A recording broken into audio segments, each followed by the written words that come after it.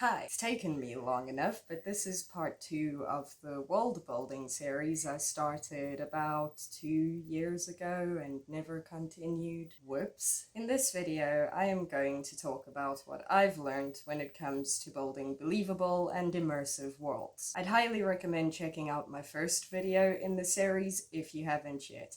In that one, I go over what world building is and whether or not you need it. Also, before I get to the nitty-gritty, here's a quick disclaimer. I am not an expert in world building, nor am I claiming to be one. This video is the result of research and also years of experience as a self-taught fantasy writer. But this is not a how-to guide. The intention here is to simply break down a complex concept so that it's easier for you to understand and work with. Also, I just want to say that this morning it was sunny, and now, as soon as I sit down to film this video, it's overcast, and there's thunder, and it looks like it's going to rain. What are the chances? And also, in part 1 of this series, I made mention of how I wished that there was alcohol in what I was drinking, because world building is something else. This time I came prepared. Now let's get into it. And because it's me, it starts with a rant. While researching this video, it dawned on me just how much meaningless world-building advice is out there for unsuspecting and innocent writers to stumble upon. Almost every article that came up in the search results claimed to teach you how to world-build, and then gave earth-shattering advice like, name your world, or decide who's in control of your world, or figure out what the weather is like, or add some rivers and mountains. That is the equivalent of somebody coming to me, asking me how to play the guitar, and me answering them by telling them to play the guitar. That's Striker, who is interfering with my video. And don't even get me started on the weather thing. Here's the thing. World building in and of itself is easy. World building effectively, however, is not.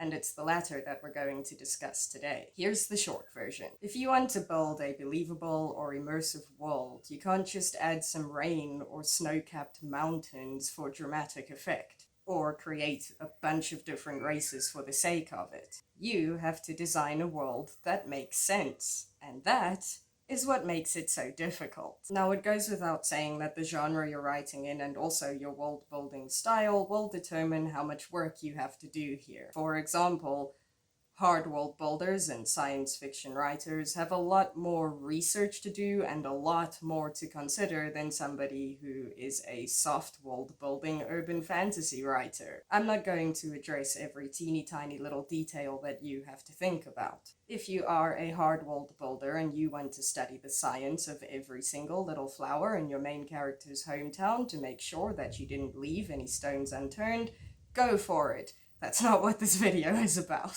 Because at the end of the day, it doesn't matter how much research you do or how many details you add if you don't add them effectively. So how exactly do you make your world make sense? The answer to this is actually surprisingly easy, and it is baffling me that none of the resources or websites seem to tell people about it. The absolute simplest way to world build in a believable, immersive way, in my humble opinion, is to consider the implications of your world building. I have 2 examples of this. Number 1 is kind of a bullshit example. Say you're writing a science fiction story and your world has 5 suns. Your job isn't done when you give each of those 5 suns a name or map out their position in the sky. Because regardless of that, what you need to be asking yourself is, how are those 5 suns affecting the people or beings that live on said planet? Do those inhabitants know what darkness is? Are they blinded by all of the light? Do they have increased cases of skin cancer? Did they evolve to all be dark-skinned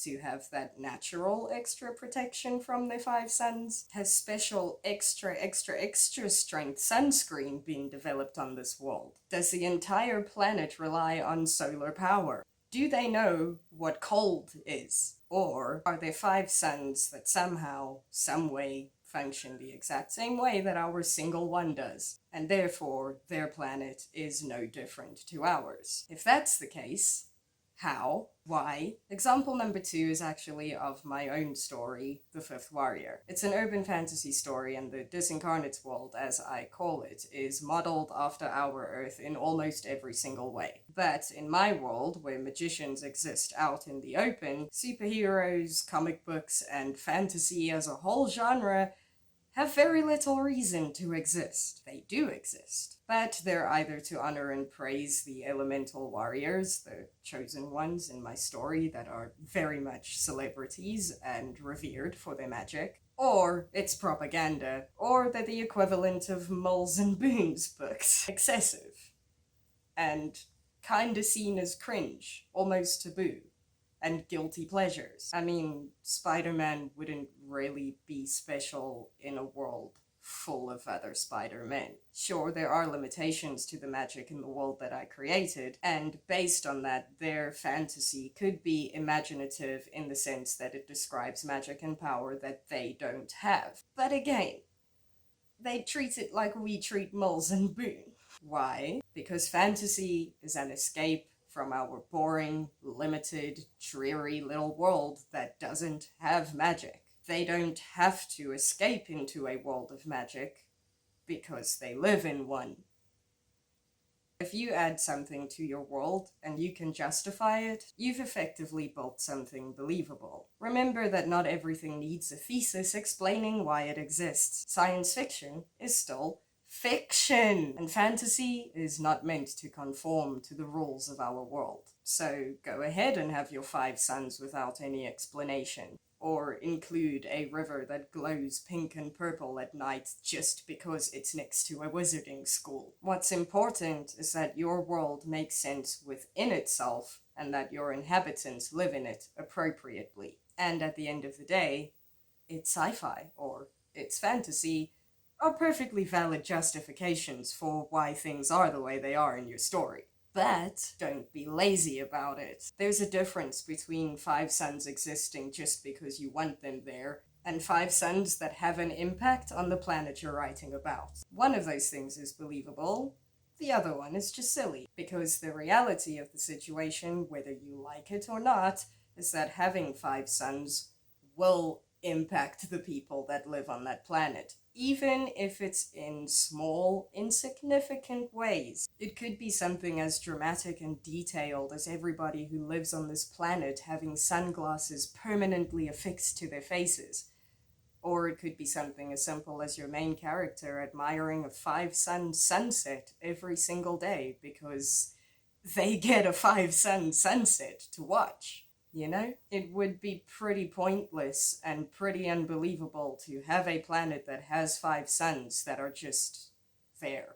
But now I want to talk about trying too hard, because it's all too easy to worldbuild your way straight into absurdity. Often new writers will try so hard to add realistic elements to their story or to their world building that they oversimplify it, and in doing so, destroy the believability of it. And in my opinion, when it comes to world building culture, that's where people fuck this up the most. Diversity is my best example. I'm sure you've noticed books or stories where worlds were built to be diverse, but every culture or creature within this world is so black and white and cut and dried and separated that it's ridiculous, and effectively the diversity actually starts to break down. Let's say you create a fantasy world, and in this world you have a race of religious people. Religion is actually super complex. It's kind of unbelievable when religious cultures all worship the exact same way. Speaking of our world now,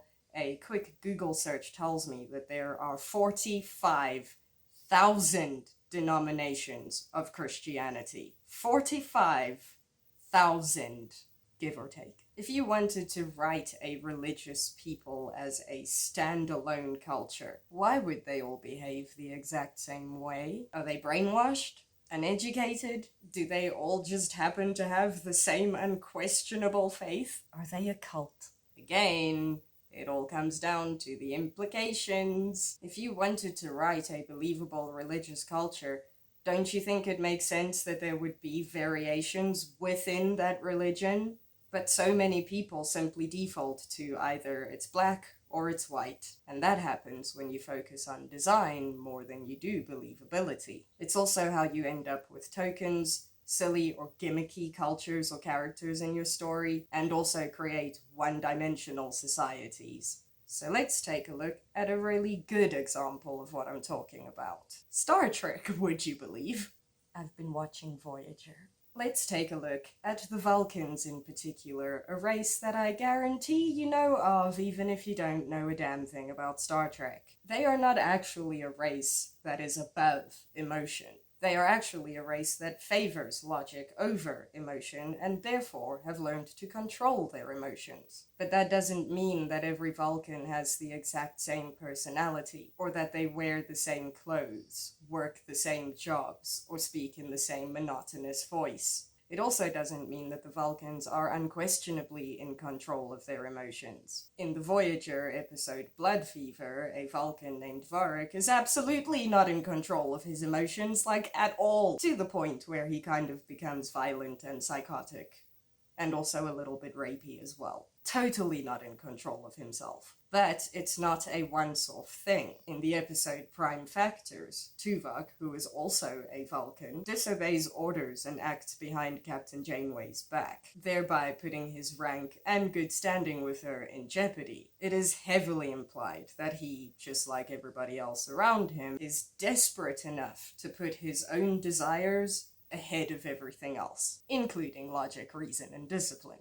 Moving away from the Vulcans, the Romulans, as I understand them to be, are supposed to be one of the big bads in the Star Trek universe. Yet, in at least 2 different episodes in Star Trek, not just Voyager, 2 individual Romulans have been shown as kind and compassionate and caring, as well as decent and willing to help, regardless of the fact that they're Romulans. Now, creating cut-and-dried cultures definitely has its place in storytelling, and when it's done well, it's usually done extremely well. For example, let's take a look at the Orcs in The Lord of the Rings. We don't really want friendly Orcs.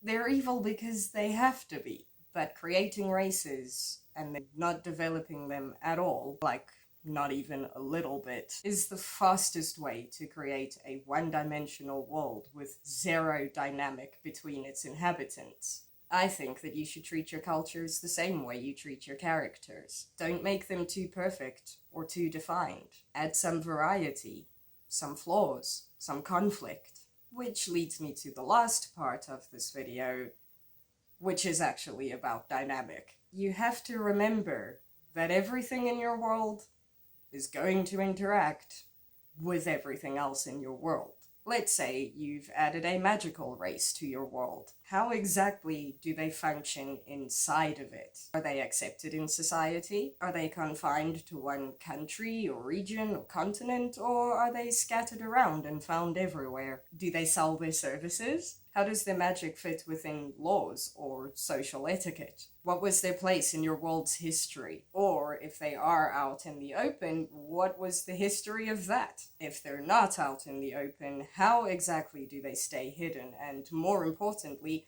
why do they stay hidden? Are they afraid that they'll be exploited or burnt at the stake? Once again, it all comes down to the implications. Here's another example, 2 actually. In the Disincarnate's world, there is a special division of the Defense Force that deals explicitly with magical threats. The second example I want to give you is when it comes to education. There are different types of schools in the Disincarnate's world. There are magician-only schools, non-only schools, and co-kind schools. When the shit starts to hit the fan in the Disincarnate series, discussions begin about whether nuns and magician kids should actually mix and be educated together. Some people even start calling for segregation. The schools aren't just there because I wanted them to be. They are there to show an integrated society that has magicians and nuns living together, harmoniously. It's also the perfect device to portray how that integration begins to break down with the looming war, because the magicians and the nuns in my world affect each other immensely, and they only get along to a point. The best thing to do here is to keep in mind that when you're world building, you're not actually creating separate entities that exist by themselves. You're creating a world. Like I said, everything that you put in that world will affect everything else in that world, even if it's in small ways.